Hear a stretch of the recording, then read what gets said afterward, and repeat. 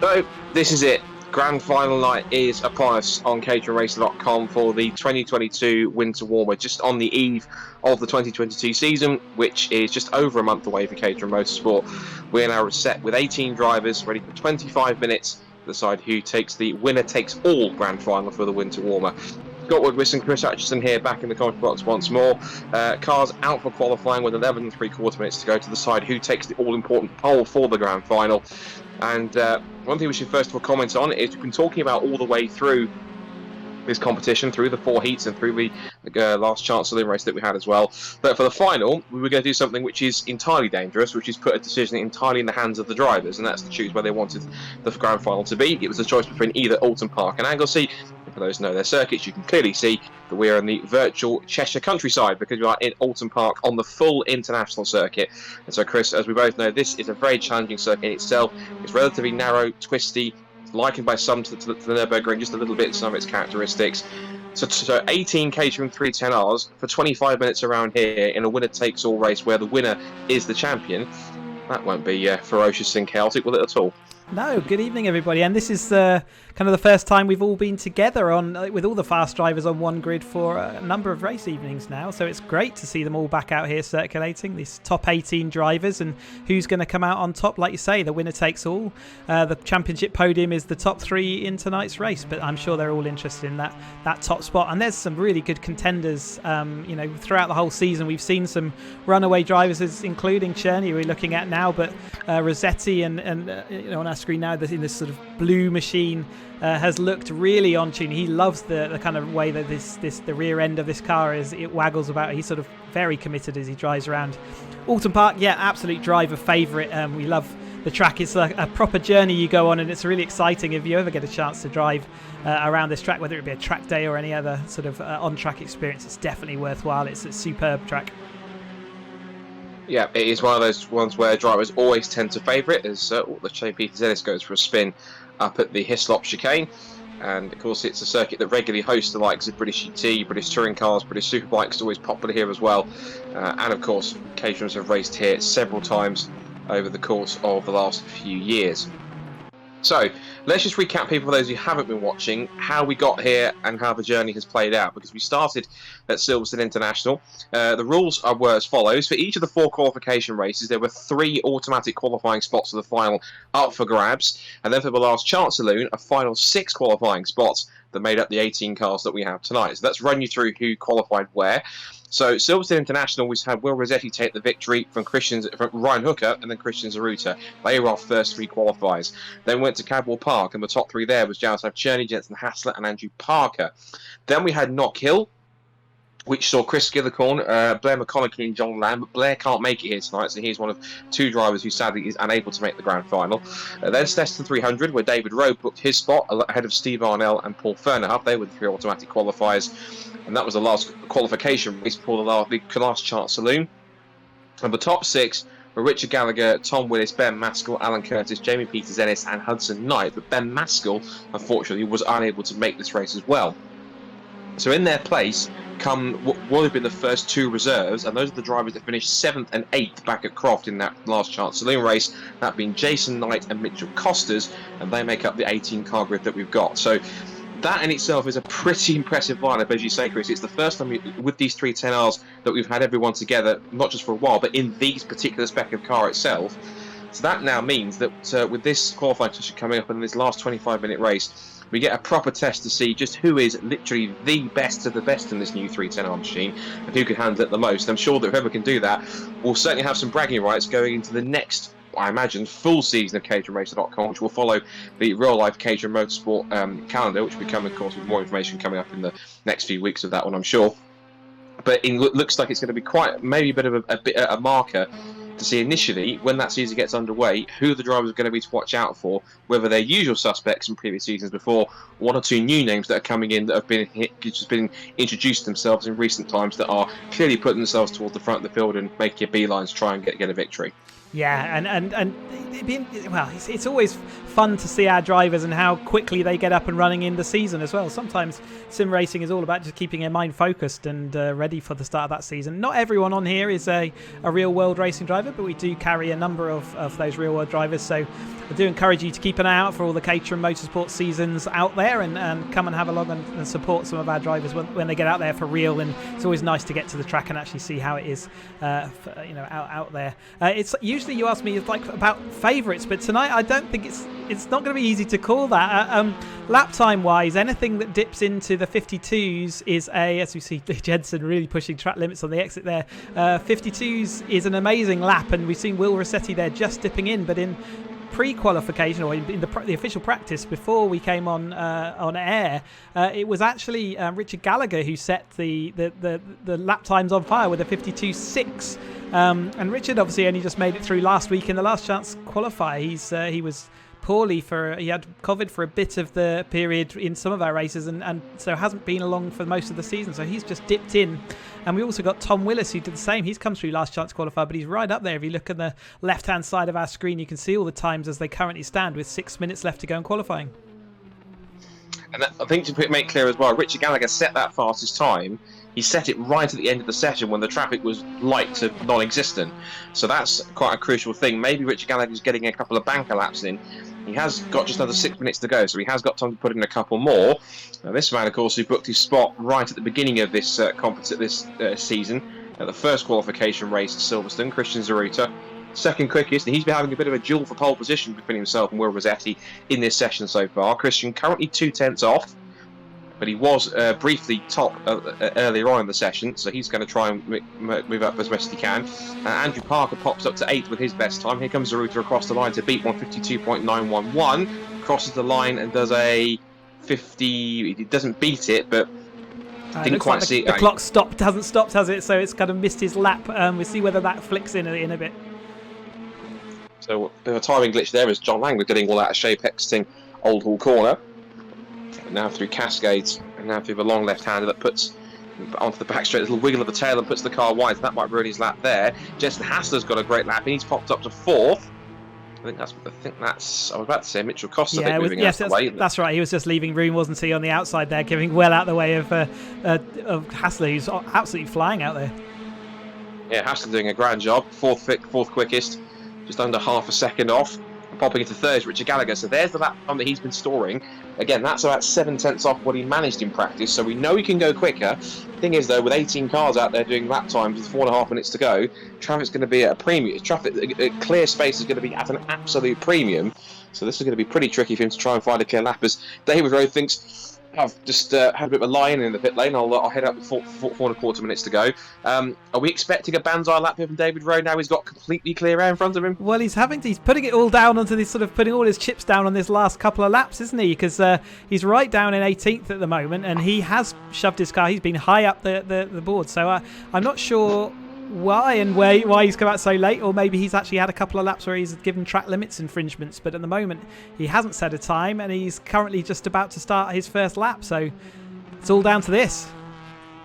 It is, and running that wide may or may not favour him. Kicks up the dust a little bit, exiting Old Hall Corner, down the avenue and up towards Cascades. He'll swing left through this one. It's still showing him on an out lap, which doesn't seem quite right to me. He should have done a second, should be on a fast lap here. You're right. It does feel like the timing has a little bit sort of to catch up on, doesn't it? Sometimes we get slightly misled, but it will all come out in the wash, and we'll see if this does actually push him up the grid.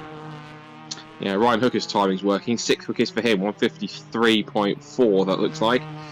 So he's now half a second off. The top 10 covered by just over a second. That just shows how really close it is. The top 5 covered by less than half a second. So looking pretty strong. And I'll touch wood. This has been quite a clean and tidy lap from David Rowe so far. A little touch of the dust peak. He's using all the track even a little bit more than he needs. It's not going to slow him down too much. Will Rossetti's time for 152.911 still stands as the provisional pole. There's less than 3 minutes to go as he turns in through the first part and the second part of the Hislop chicane, and then through Knickerbrook. And now he's going to head up Clay Hill and towards the Druids at the end of the lap. And he has got enough time to do, I'd say, maybe at least one more lap, depending on if he can get to the line before a minute and 52 left over. And I don't think it takes 30 seconds to get from here to the line. So it might be a bit small on people's screens, Scott, but on bottom right-hand corner, you can see his sectors popping up there, and he's got lots of green under there, which does mean that these are his fastest sectors. And whilst we might not get his lap time, that does sort of indicate, well, towards the end of this lap, he's got some grey sectors, which are not so quick. But equally, as long as he gets this in without getting a track limits infringement, it will see him on the board. So we'll see whether it does flick up with a time for him over the line. And it has set a time. I can't see where that is at the moment. It's put him second, I believe. We'll see whether that comes and pops onto my screen in a second. But certainly looks like he's done what he needed to do and put himself up in second. The timing screen hopefully will catch up with ourselves shortly. It looks like I think he backed off on that lap time pretty much immediately. So he wasn't really sort of looking to do another lap. So if that has put him up into second quickest, that's a very impressive run to do it all in one go, to get himself on the front row of the group with one single flying lap. That shows how much confidence he had in that one. Arnell has gone to, well, it shows fifth, but it might well be sixth with that lap. Steve Arnell, who is currently 0.425 off of pole position. Here's Richard Gallagher, though. We know how quick he can go. He has done a 52.6. So let's see as he comes. This is what comes through. We can't see his sector at the bottom of the screen just yet, but he's now on this lap time here. He's got 1 minute 52.9 to beat. Mitchell Costa's in front of him, but he's not causing him too much trouble in terms of any traffic. Up now through Lodge, and now over Dearly for, I think what will be, well, he's got time to do one more lap. Across the line he goes. Does that put him anywhere towards the front? No, the 1:53.338. So that's nowhere near his fastest time for the session so far. Jaroslav Cherny, who we know is always formidable in one of these cars, he is currently fourth fastest, 4/10 off pole. And this will be his final flying lap, because I think the clock will tick to zero to get desperately close to the tyre stack on the first part of the Hislop chicane. He really is cutting it fine. That just shows how committed some of these drivers are. It might well be just a virtual catering race, but for some, they are taking it deathly seriously. They're pushing the limits of the track limits to literally their limits. Yeah, and people do it. You know, the drivers do it in real life. It's nothing that we don't see out there on track. Obviously, if you push it too far, you definitely get called up to the stewards. But the kind of lines we're seeing on track, there are a couple of places where the Oulton Park Circuit are a bit more sort of hot on track limits. But the places around the chicane and stuff, you do want to maximise by going over those curbs and shortening and straightening the track as much as you can. So it's in the micro sectors at the bottom. I noticed Andrew Parker had done a couple of purple sectors in there and a couple of points. He's now popped up to sixth. That was actually quite a good lap for him to improve. The checkered flag will have gone out on the session. There will be a couple of drivers who are yet to finish their laps. Someone who's on a personal best at the moment, looks like a few personal best sectors, is Ryan Hooker. So he's going a little bit quicker. He goes up to fourth with that effort, so 1:53.289. Tom Willis is on his final flying lap. There is Ryan, so we're going to have to put him on the second row of the grid. And we still haven't seen a time pop up for David Rowe just yet. So let's see whether that happens on the results screen, because it'd be awful if there's technical glitches. It's a bit like a transponder failing on your car, isn't it? But he's got no control over that, and hopefully it's just my scoreboard on the left-hand side. I can see in the background I've got some sort of tech details saying that he has set a time. As long as that it was a clean lap and not a track infringement lap. He did go wide at that first corner, didn't he? So maybe that has something to do with it. But I think the reason he went back to the pits immediately, because he came out, did his stuff, and went back again, job done. But let's hope the timing doesn't scupper that. Well, David Rowe did move from the base of the times in 18th. You can see to the bottom of the screen. He did move, so he's not there. So he's not showing us having not set a time, which is going to be the key thing. Now, Tom Willis here is on his final fly lap, one of the final flying laps, as he comes across. Mitchell Costa's on a final flying lap. I think also so is Paul Fernerhuff, but here comes Willis then into Lodge Corner for the one of the final qualifying laps of the session, and over the crest he comes through Dearly. Now what time will he set? 1:52.9 is the target. Looks like a pretty decent lap time. In fact, across the line he goes, 53.7. So it shows him going into it. It says he's gone to fourth, but again the time hasn't quite registered on the left hand side. So we'll have to trust what the times say when we get to the final screen in a moment's time, which should be transitioning now. So we'll see exactly where it puts everyone. And there it is then. So we can confirm there has been some change in the times. Although Tom Willis did say he was up to somewhere fourth, but he's showing 10th. But we'll work it out as we go along. So Will Rossetti then, with his effort in qualifying, put himself in pole position. And look how close it was. David Rowe was only 23 thousandths of a second off Will Rossetti's time. He didn't even set any purple micro sectors, which is pretty incredible. So Will Rossetti takes pole position for this grand final tonight for the 2022 Winter Warmer. David Rowe will start alongside on the front row of the grid on his one and only flying lap, which will certainly, I'm sure, irritate many people, including his DPR teammate Christian Zaruta, which are those two are very friendly but very intense rivalry, which I'm sure will start to boil over a bit more tonight. And once again, Richie Gallagher couldn't quite match his practice lap time, but he starts fourth on the grid ahead of Ryan Hooker and Jaroslav Cherny, then Steve Arnell and Andrew Parker, and then Jensen Hassler and Tom Willis, who I thought was going to be higher up on the grid, but in fact actually starts from 10th, and he'll be one to watch from the mid-pack. We've got Mitchell Costas 11th, Paul Fernhoff 12th, then Alan Curtis 13th, then John Lang, Jamie Peters-Ennis, Jason Knight and Hudson Knight, and also it's shown Chris Skillicorn as well, but he hasn't set a time, so either he won't race or had some problems in qualifying, which prevented him from setting a time. And if he is going to race, he will start from the very back of the grid. Unfortunately, Chris Skillicorn had a connection issue, which meant his car was... It's a bit like, he's losing connection. There's no real life equivalent, but he's had a mechanical effectively and can't race with us tonight, unfortunately. Really sad for him. I think we call that in the relation to the real world an electrical failure, shall we say? Let's call it electrical failure. Yeah, that's a good idea. Yeah, electrical failure. So unfortunately, in terms of his car, in terms of his connection, wasn't quite as bulletproof as his car, I'm afraid. So as the cars move on to the grid, and we've only got a few moments to go. We've got there we go. There we go. The caterhamracer.com logo is obscuring the front row of the grid, but we've got it now. So.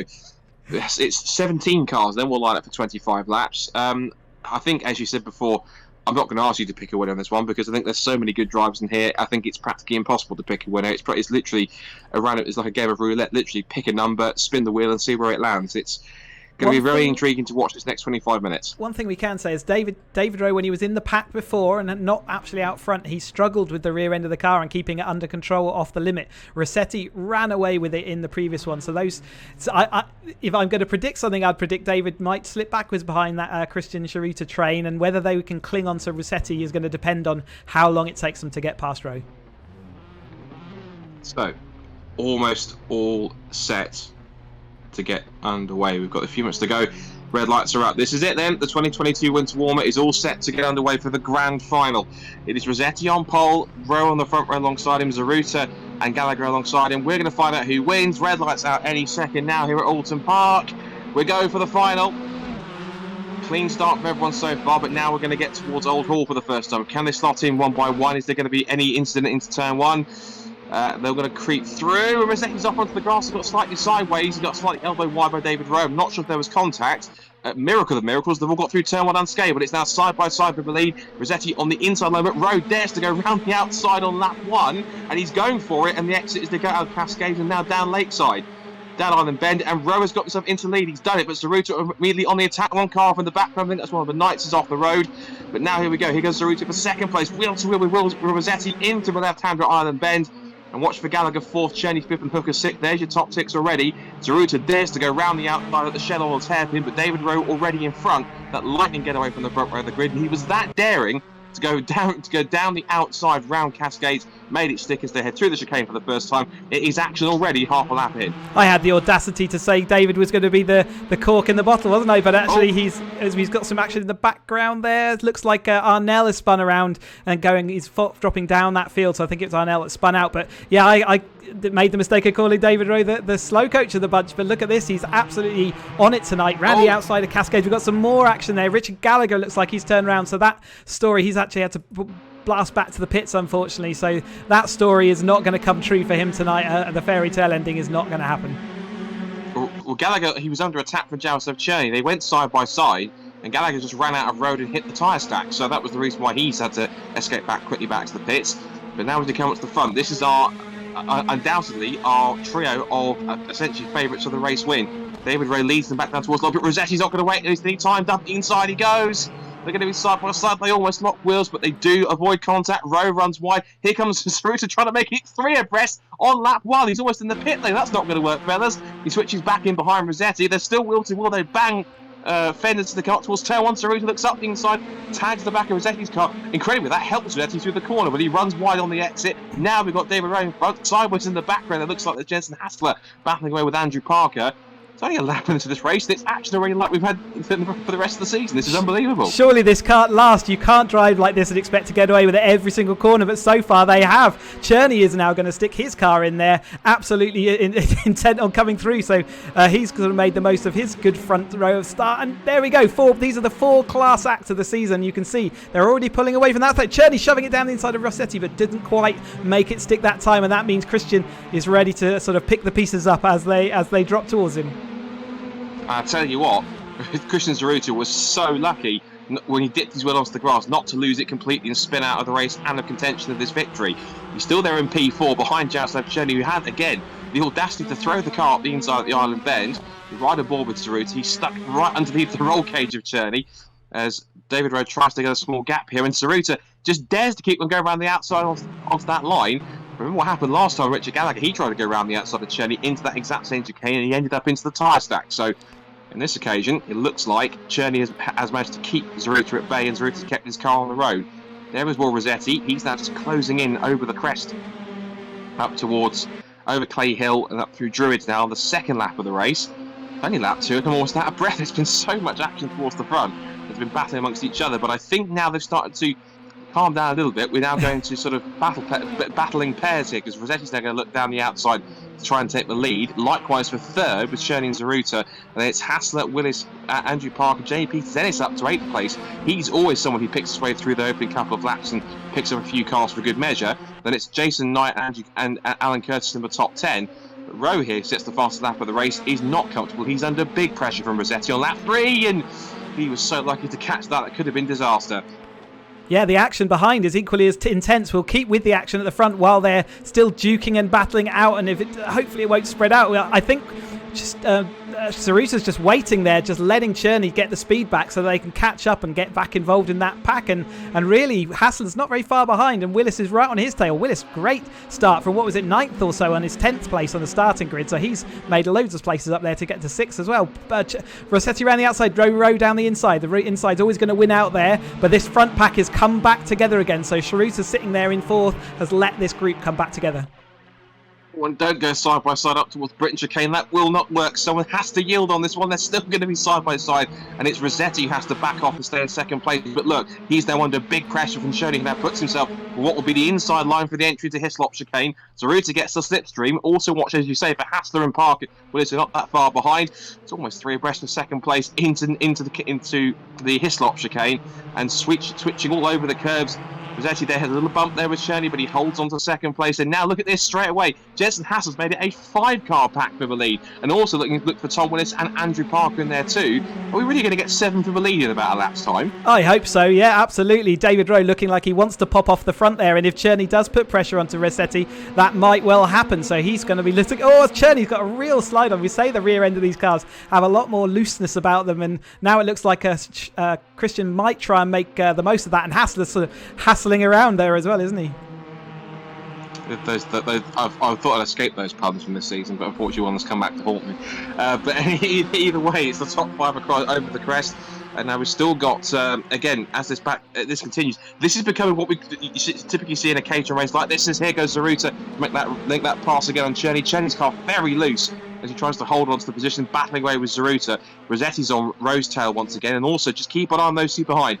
Willis and Parker are trying to close back in here, but they won't close in fast enough if they keep on battling amongst each other.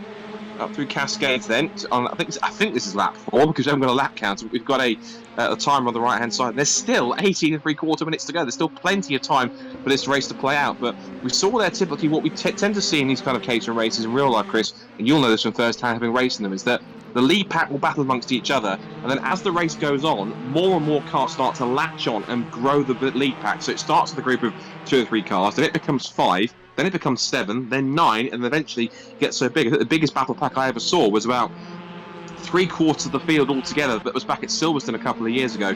I think out of a 32 car field, about 26 of them were all in the lead pack together. I've never seen anything like it. It was like NASCAR for sports cars. It was incredible stuff, and it looks as though they're starting to settle down a little bit in terms of pulling away from each other. But there's a bit of an accordion effect here. There's one little catalyst in somewhere, like a move or someone makes a mistake, which then splits up the lead pack, and as the lead cars start to battle again, it brings the cars behind them back into play. So I reckon this is going to go just extend and retract once again with these front cars.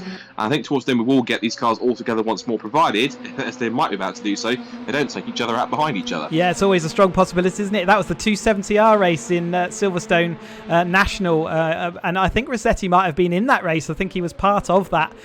Certainly, it was a very memorable thing for everybody watching, and what an unbelievable race it was. But these three are looking like they're absolutely not happy now to wait around any longer. I said a few laps ago, Christian was happy to sit behind Cherney and try and catch back up, which they succeeded as they're still going 3 wide.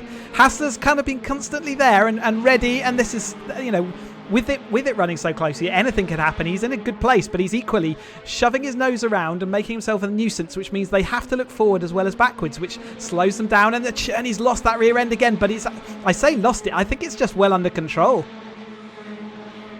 I have been saying all season long, these 310Rs are much more loose and a little more tail-happy than the 420R and the Academy cars they've been used to.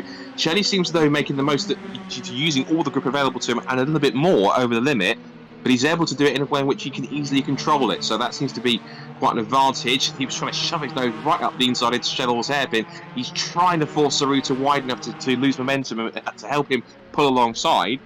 You see here Roman Rossetti just throw those cars into the chicane there. Rossetti set the fastest lap of the race last time around, so he's all over the back of David Rowe.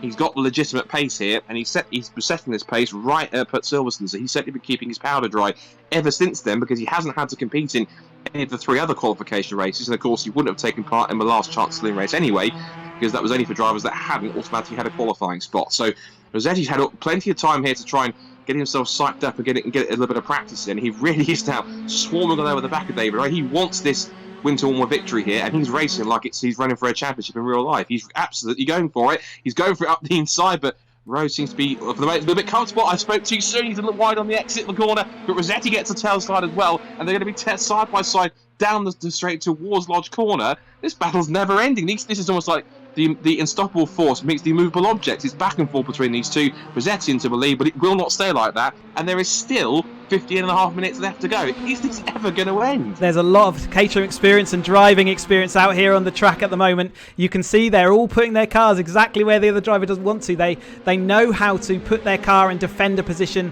while still maintaining that speed. Rossetti a little bit wide out there. Christian Schruter, and there's Hassler going even wider. That's certainly losing the rear end maybe as well. That's going to help him draw back into the clutches of the cars behind. But all the cars being putting exactly, Caterham's all about momentum, and sometimes even if someone's up the inside, you can still carry that extra speed. It nearly came a cropper for David as he lost his place, but he's managed to gain it back almost straight away to lead this race once more. I think he's led most of the laps over the line so far, and that's a good sign to see. Rossetti is late on those brakes, but as we saw with Christian at Snetterton, sometimes being late on the brakes means that you are slightly slower down the next straight, and therefore you lose out a little bit more than you gain.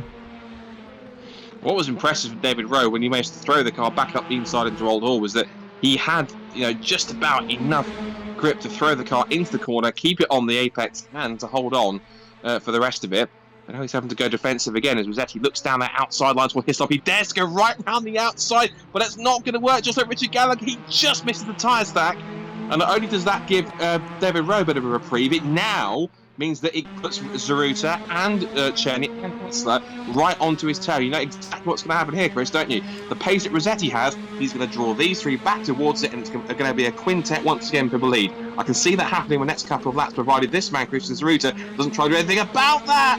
Big slide for Christian Zaruta. These guys are pushing the absolute limits of these cars, and in some cases, just about on the edge of adhesion. That is incredible stuff. That was amazing. Yeah, not to lose the momentum and not lose a place from doing that. It's he caught the slide well and didn't relent, did he? He just absolutely went for it. Have they got the wherewithal to try and get themselves to drag back to David, or are they going to all think of, with 13 minutes to go, there's not that much time to close that gap, and they could start disputing this, and that'll be the worst thing if we want to see a battle for this lead, because David could scamper, but Christian is still there pushing on and trying to keep them all in that chain and keep them all in a row so they can get back and hopefully win this race. Remember, tonight is all about winning this race. Being third, whilst you might be third in the championship or on the podium, it doesn't count for anything really. You want that win. Just whilst we're looking at that, we may as well give a little bit of attention to the. Keep looking on this battle, but we will give a mention to those who are behind this leading quintet. 6th place for Andrew Park at the moment. 7th is there Jamie Peters-Ennis, who's then moved up into P7. I think Tom Willis has had some kind of a mishap there. He's dropping down the order now like a stone, I'm afraid. He's down to 12th, so that's an issue for him, unfortunately. It's then Peters-Ennis up to 7th place. He's done a very quiet race, but he's managed to creep up there to get himself into quite a decent top 10 spot. 8th place, as we've seen both Rossetti and also Jensen Hassler making the most of the grass as well as the curbs. Alan Curtis is up to 7th now, just past Jamie Peters-Ennis. It's now Steve Arnell who's recovering after his first lap mishap into 9th.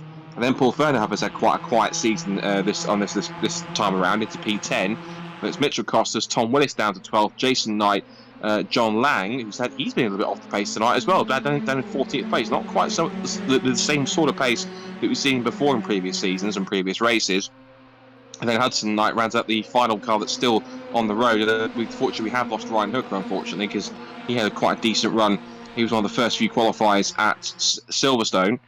So unfortunately his race came to a premature end. But what I suggested was going to happen does appear to be coming to fruition, because you can see that David Rowe continues to lead, but Rossetti is starting to just drag the cars behind him with him to make it a leading quintet. And again, we've only just passed the halfway point. It's a 25-minute race. We've now got 11.5 minutes still to go, and there's proof of Rossetti's pace, because not only has he set the fastest lap of the race for 1:53.006, the other cars behind him are only just a couple of tenths off, but they are starting to lap just that fraction quicker than David Rowe. We are growing that battle pack once again, and Rossetti is setting off and says, right, you can either come with me, you can stay behind. I'm going after the race win. Rossetti's got some serious pace, hasn't he, to be able to drag them back or drag his position back. And he's making tenths back per corner, and he's very shortly into that toe, so he's got that 5 tenths back, and therefore he will be experiencing some toe effect from David's car in front. But Parker could still win this. He might have dropped off this battle, but he might be in an absolute key seat if this does all come back together in these final 10 minutes. So what's going to be crucial here is that if Rossetti gets right into the back of David Rowe again, which he will do imminently, how much is the battling between those two going to hold them up to bring 3rd, 4th and 5th back into play in this? Because they are just on the precipice of getting involved into this scrap, but they're just agonisingly just a couple of tenths away from getting that toe that they need. So top 5 all in shop together. Rowe, Rossetti, Zaruta, Cherney, Hassler. Parker's there not too far away back in 5th position. Looks like Zaruta, off the complex there was a little bit wide in the first part. His stop, and he's wide again on the exit through Knickerbrooks to come up Clay Hill. So that now puts Cherney and Hassler on red alert as they come over the crest. And Zaruta now is 9 tenths behind the top 2 as Rossetti looks back up the inside again into Druids, and that was a bit of a daring move. And I think that was might be just a false move there from Rossetti, just trying to throw himself up the inside briefly and put himself in Rowe's mirrors, just to distract him and say, remember me, haven't quite disappeared just yet, you're not quite safe in the lead here, buddy. Well, it worked for him last time. For you if I can. It worked for him last time, didn't it? He shoved his nose up the inside in that kind of audacious way, and David dropped his wheels over the edge of the track on the exit, and that's how he got past in that sort of first encounter.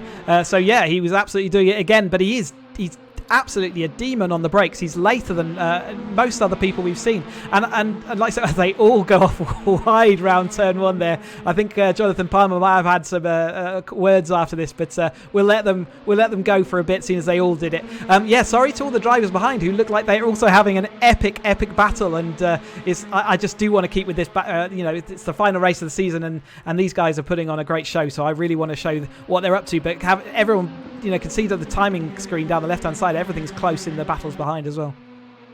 Yeah, it looks like Fernhoff, Willis, Arnell, Costas, Jamie Peters-Ennis, who's dropped down to 12th, and Jason Knight. They're all very, very close. You can see how close it is, but the gaps between them, this is like a second pack. The one that seems to be in quite a bit of no man's land is actually Alan Curtis, I'm afraid, and also so is he's 13 seconds behind Andrew Parker, but he's about 4 seconds ahead of the battle between Fernhoff and Willis, and they're going at it. You've got Fernhoff, Willis, Arnell, Costas and Peters-Ennis are all together in that pack.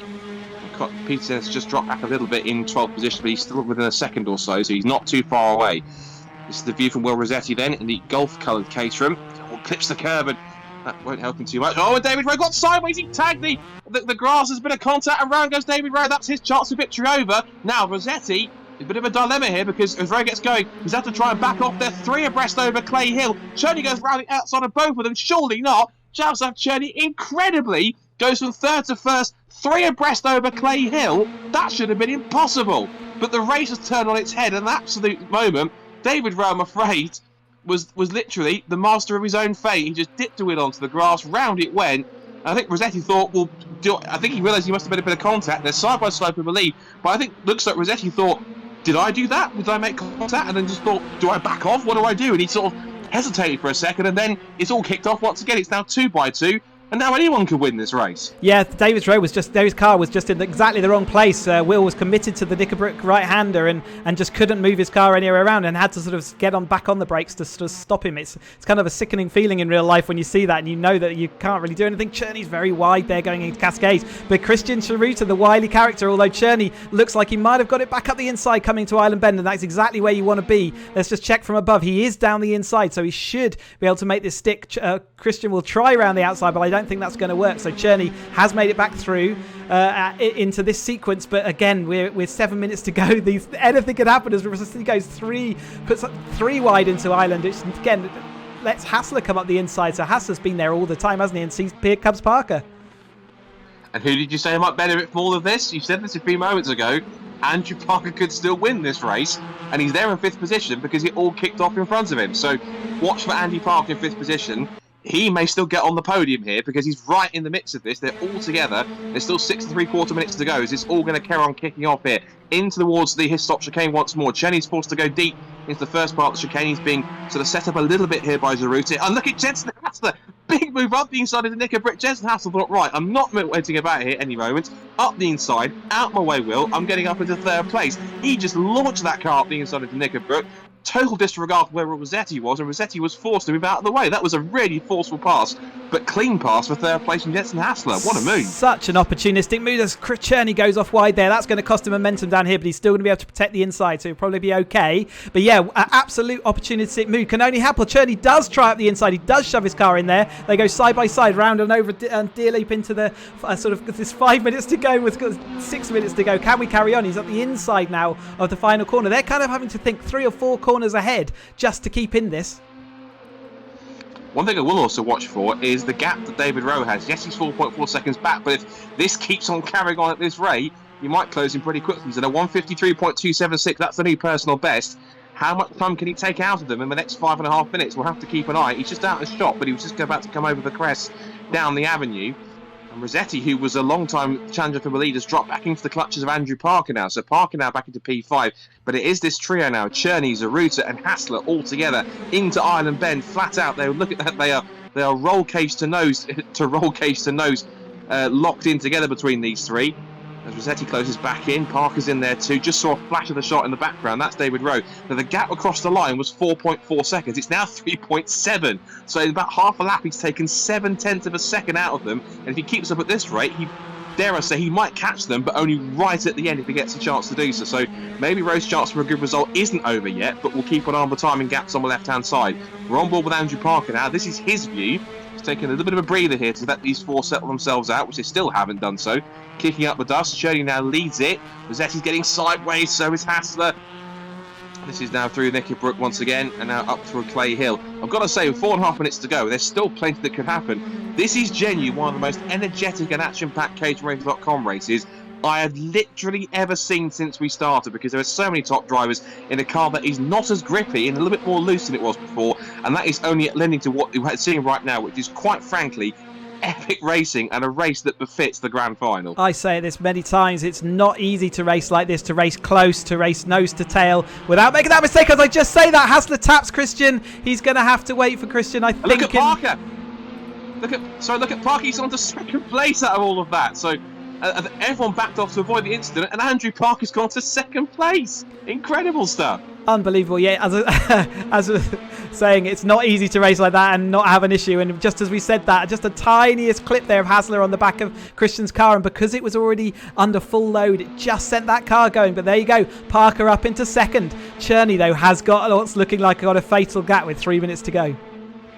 Yep, and it just takes one small twitch, one small miscalculation, and the race can absolutely turn on its head, and it has done right towards the end. And you absolutely said it as well, this whole tense close battling, it couldn't last without something spilling over, and it has done in that way. But unfortunately, first of all, it was David Rowe who made the mistake by himself, and then there was a little bit of a touch there between, looks like, Hassler and Zaruta, which then in turn has put Zaruta back down to 5th position. Now we've got still 3 minutes to go. We have to try and shake this out. So Cherney leads by 2 seconds. It's Andrew Parker, who literally was the evident opportunity. He stuck his nose stuff right down the outside and went absolutely past all 3 cars at the same time. Because, again, both Hassler and Rossetti all backed off to try and hold on. He stuck to himself on the inside line over Dear Lee and just went yoink past 3 places from 5th to 2nd in one move. So it's now Parker in 2nd place. Rossetti's then 3rd. And then it's David Rowe, who incredibly, he's still back to 4th position ahead of Zaruta, 5th. Hassler is 6th. Then Alan Curtis in no man's land back in 7th place. And then that second battle pack we've had has really started to spread out and gap each other fairly relatively. We can actually take a look at them now because that battle has seemed to calm down a bit more. So here they are then. So we've got Willis in 8th position, Fernerhuff 9th. We're looking at Steve Arnell in 10th, Mitchell Costas 11th. And it's Jason Knight and John Lang and Hudson Knight. And sadly, the other car we lost is Jamie Peters-Ennis. So he was as high as 7th at one point, but that's not worked out for him. What might work out for Rossetti, though, with 2 minutes to go, he's looking down the outside of Parker to try and steal 2nd place. If you can get past, which he's trying to, he's got the grip down the outside, but Parker shoves into the edge of the road. Not literally, but he shows him the edge of the track and goes, "You want to get past me? Go around a long way, sunshine. Make it difficult for you." Parker has done such a good job over these. Oh, he got contact again. Rossetti and Parker have both spun each other. I cannot believe and David Rowe goes back to 2nd. How on earth does that happen? Zaruta back to 3rd. Here comes Hassler back to 4th. It's like the instant before never happened. Unbelievable. I was just about to say that's such a journey on the caterhamracer.com from complete sort of amateur really, and you know he's never raced in real life, but sadly there was contact between him and Rossetti, and that's seen his dreams fade away. And it does look like Cherney, with a minute to go, unless he makes a mistake or something breaks on his car, it looks like this has all settled down. God, this has been utterly back and forth and just big moment after big moment for all the top drivers. They've all been involved in something, but apart from essentially Jaroslav Cherney, because he just kept his nose clean. And he is ever the opportunist, as I've ever been. He simply keeps it clean where he needs to, very rarely to almost never makes a mistake. And now as he comes over the crest, he's got 40 seconds or so to go, so he might get to the flag possibly in time for one more lap. But these lead gaps, because of all the incidents and the mishaps that have gone on around him, he has pretty much got going to be relatively unchallenged here. The closest battle on track appears to be, for what it's worth, is the scrap going on for 9th place between Paul Fernerhuff and Steve Arnell. In fact, it looks like they're kicking off as well because there's dust all over the place. So Fernerhuff and Arnell battling over the last couple of top 10 spots, and Mitchell Costas isn't too far behind either. Tom Willis is also chasing down Alan Curtis. So Alan's, of course, about 8 or 9 seconds behind Will Rossetti, who, how close was he to getting himself into a result there? But just that contact between Parker and Rossetti just didn't really work out. Justin Hassel sets the fastest lap of the race, but Jaroslav Cherney has got across the line to start one more lap. So we are on the final lap of the race. The timer just about ticked down towards the last couple of seconds towards 0. So this battle continues to go on. Fernerhuff has now got Arnell to the outside line, and Fernerhuff will try and hold on, but you can go down the outside if you've got enough grip and confidence to do so. And these guys really are trying to throw themselves out of the race and into the barriers, because that was a sideways moment for Arnell out of the right-hander at Old Hall, and Fernerhuff managed to hold on too, as David Rowe continues in 2nd place. But this man, Jaroslav Cherney, just literally, he literally kept his head, whilst everyone else around him has absolutely lost theirs at some point.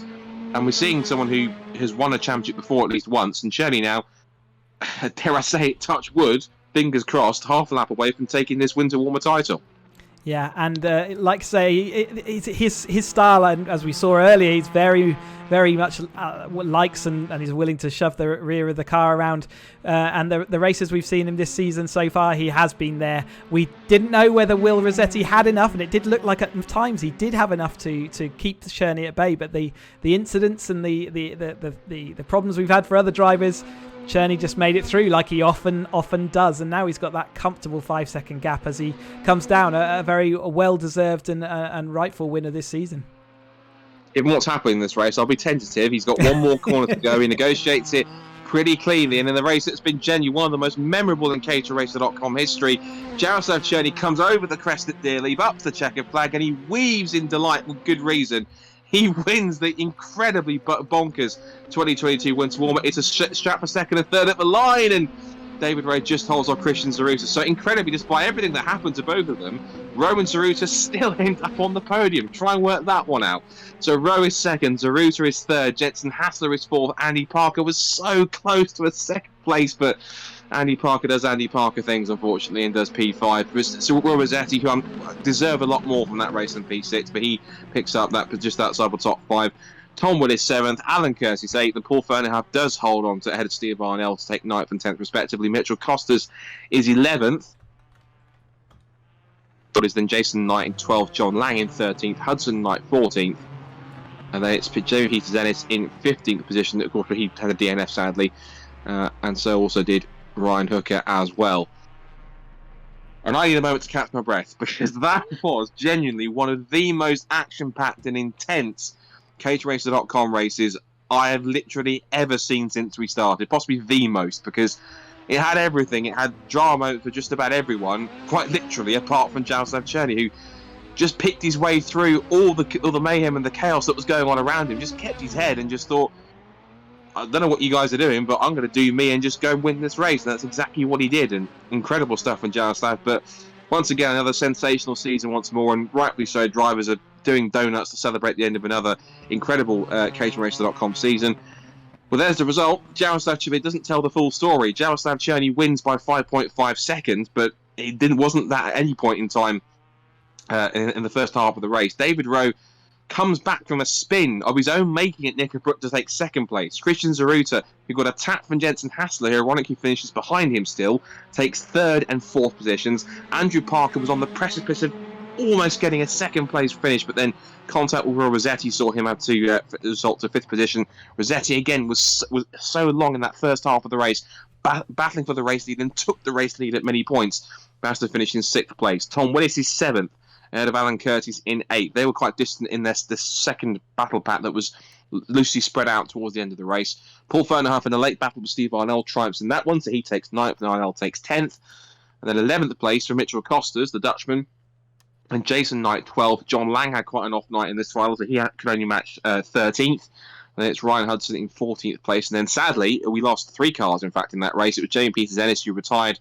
He was up as high as 7th at one point. Ryan Hooker he had issues early on, so he retired after just 2 laps. And poor Richard Gallagher, who set really good pace in practice and could have been a factor in this race at the front as well, didn't even make it past 1 lap. He ran 2 deep, going battling wheel to wheel with, ironically, race winner Jaroslav Cherny. Ran wide, stacked it into the tyre, it whacked the tyre stack, and that was it. His race was over before it barely even started. Chris Skillicon, unfortunately, had electrical problems, so he couldn't even make the start at all. What do you say to a race like that, other than just unbelievable? That was just an incredibly tense race. It was a typical high-action, high-intensity catering race that you've been part of plenty of those. If that wasn't the epitome of what catering racing, both in this series and in real life, is like, find me something else that was, because I think you'll be hard-pressed. Oh, it's just exciting ahead of the new season, isn't it? To see these guys going sort of hammer and tong at each other and not relenting. And I think it showed that it was a kind of winner takes all. In the championship races, you've got a little bit more to protect. Our next season will be a championship, so you'll see a bit more preservation. But it was an absolute barnstormer, wasn't it? And that chain of 5, 6, nearly 7 cars at one point, looking absolutely pristine out there. And ultimately Cherny did the right thing, which is stayed out of trouble and made it through the pack, was in the right place. Andrew Parker nearly did the same, but unfortunately that little tap at the end there cost him.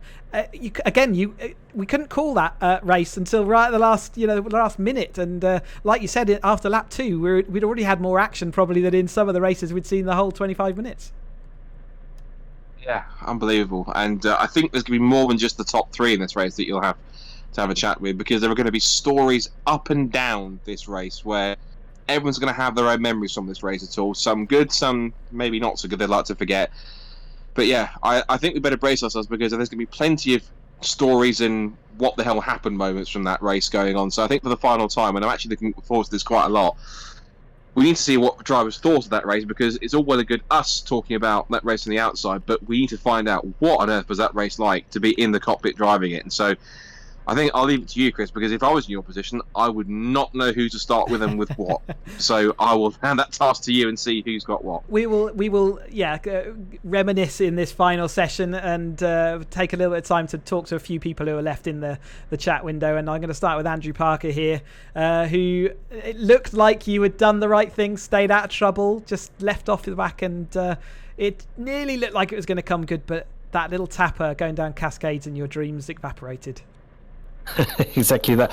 I felt like I was having a very Andrew Parker race up until that point. It all seemed very in control and like I knew what I was doing. And then, Will got a bit ambitious, I think, but I haven't seen the replay yet. I might have left a bit of room, but I think the inside up there with 1 minute to go, whatever it was, is...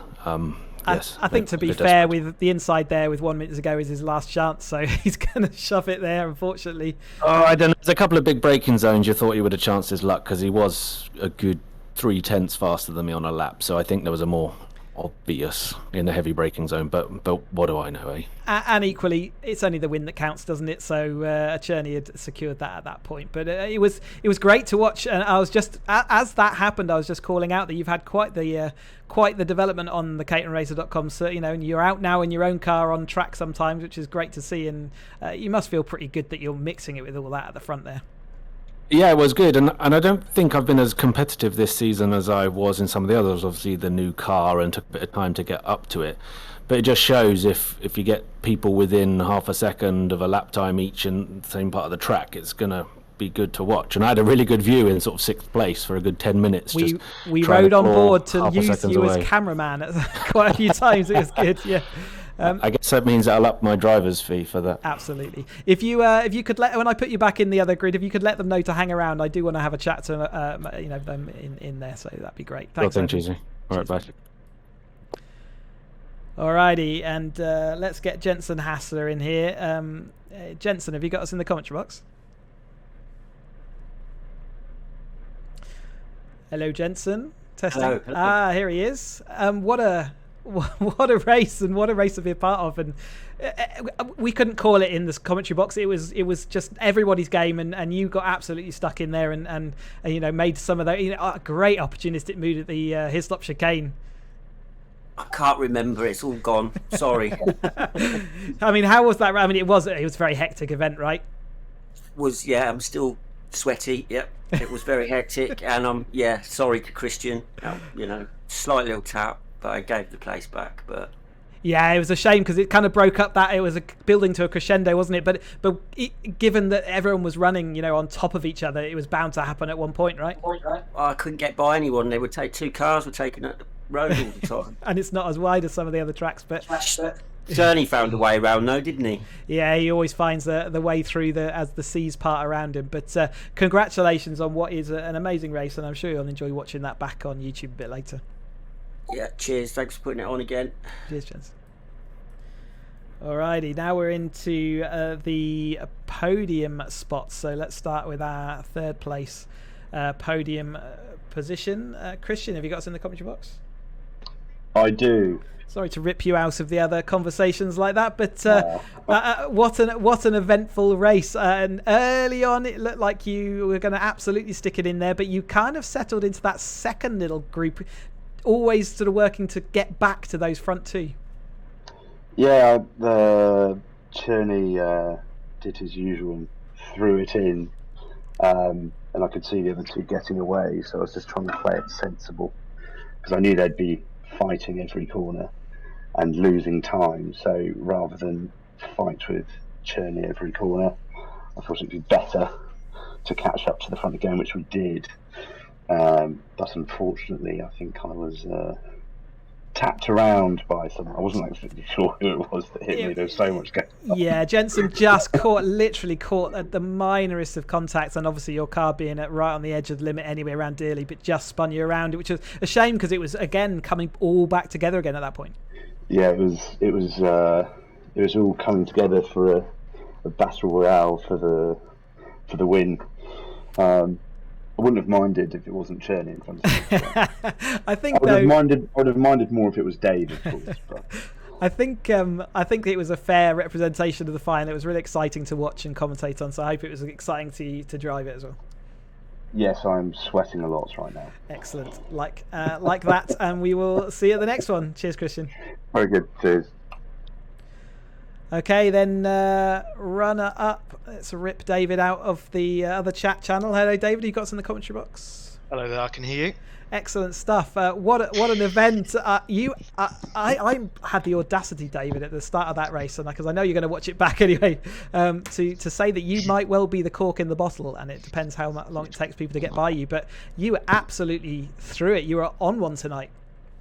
Yeah, I had some significant technical issues where every time I jumped in the pits, my monitor resolution just went back to what appeared like a PlayStation 1 type resolution, and then I just went, I'm just going to have to get on with this. And then so I did one lap in quali, and then that was enough to put me P2. I didn't even think it was that good, actually, the lap, and I was quite surprised to actually do my fastest time I've ever done.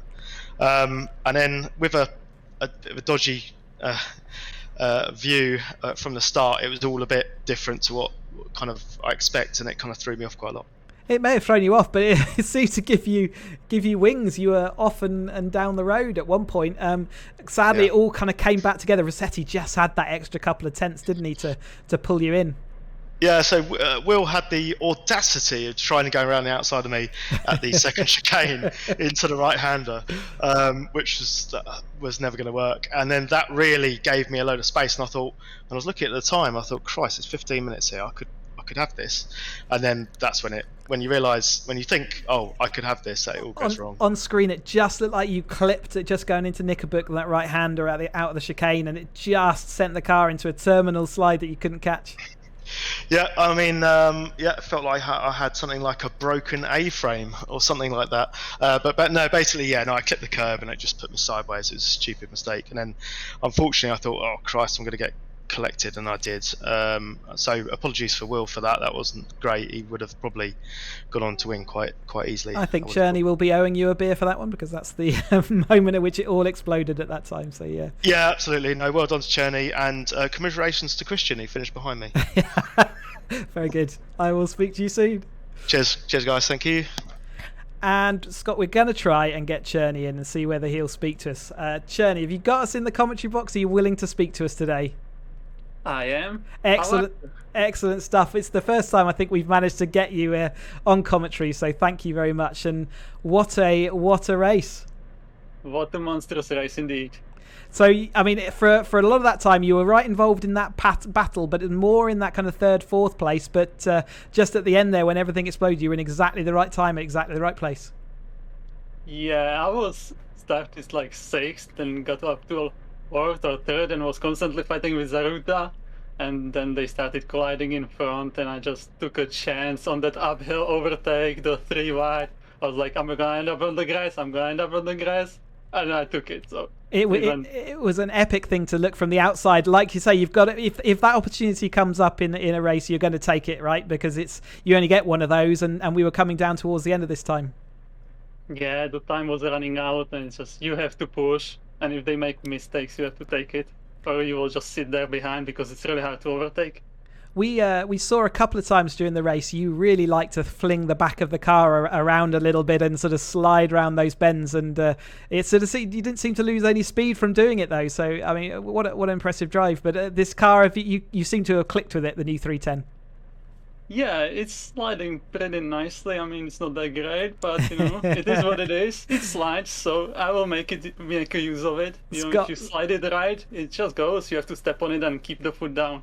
Scott Cherney is a perfectionist when it comes to setup, and he loves his car setup work. But thanks for joining us in the commentary box, and we will definitely see you at the next one. But you are 2022 Winter Warmer champion. Congratulations.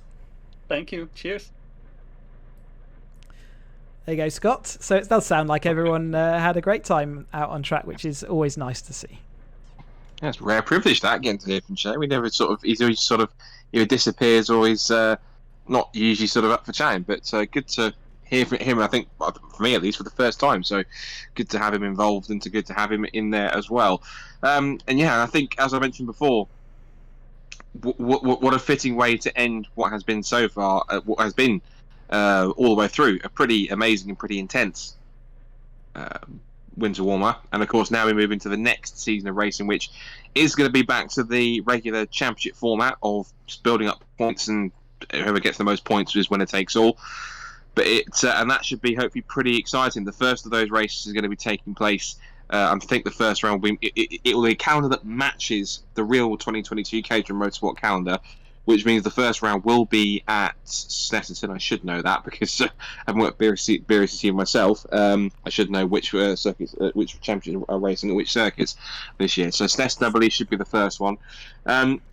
Yeah, so how it's going to work, Scott, is it's basically it's around about the 2 weeks before the real event that Picars are going to be out there with the real Caterham Motorsport Championship.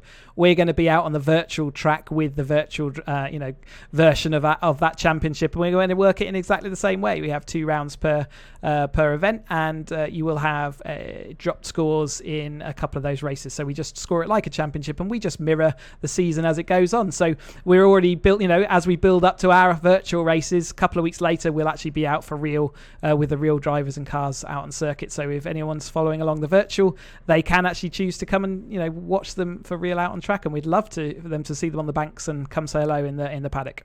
For myself, Scott Woodwiss, Chris Hutchinson, and everyone at caterhamracer.com, again, a big but humble thank you to everyone. And once again, congratulations to that man on screen, Jaroslav Cherny, who is our 2022 Winter Warmer Champion for caterhamracer.com. Real Caterham racing in a virtual world. Right, I'll shut up now and let you get back to the rest of the evening. But again, thanks for watching, and we'll see you very, very soon in the next few weeks for Season 8 when it all kicks off once again. Bye for now. Bye-bye.